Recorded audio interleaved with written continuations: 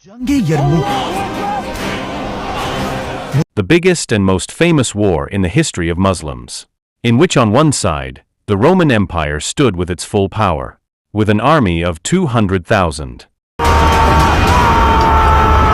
On the other side, the Muslim Khalid bin Walid's leadership stood with only 30,000 Muslims. But wait, Khalid bin Walid was removed from the army chief position. And then how did he become the leader of this war? The story of this war, the story of the War of Yarmouk, is going to be very interesting.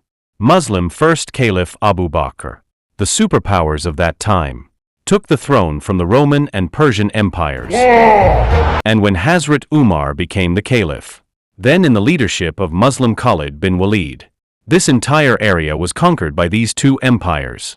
But as soon as Hazrat Umar became the Caliph, he removed Khalid bin Walid from the position of the army chief, which we have already explained in this video.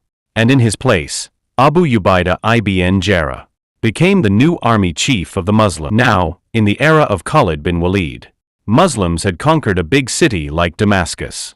It was such a big city that it is still the capital of Syria and Syria. So in the leadership of Abu Ubaidah ibn Jarrah, Muslims also advanced from this city and reached another very important city of the Roman Empire, which is now known as Homs. Homs was not a common city. It had long walls, and in front of these walls, a very big canal was built so that no one could reach the walls of this city. Now in the leadership of Abu Ubaidah, Muslims surrounded this city from all sides.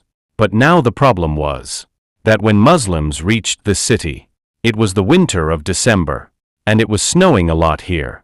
And Muslims came from the hot desert of Arabia. They could not tolerate this winter. Even after a long time, Muslims could not conquer this city.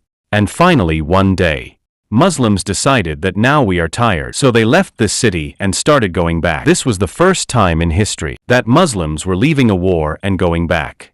Seeing this, the general of Amazigh and the people were very happy, and said that we knew that Arabs will not be able to tolerate this winter.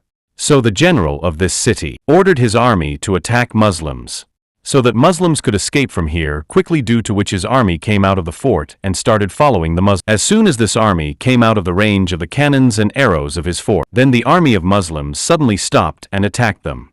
And at the same time these two armies of Muslims also attacked this army. And in this way all these armies were destroyed and their general was killed. Seeing the great planning of the army of Muslims, it seems that he must have been Khalid bin Walid, who was the leader of the army. Now he went back to the city with the army of Ubaidah Muslims.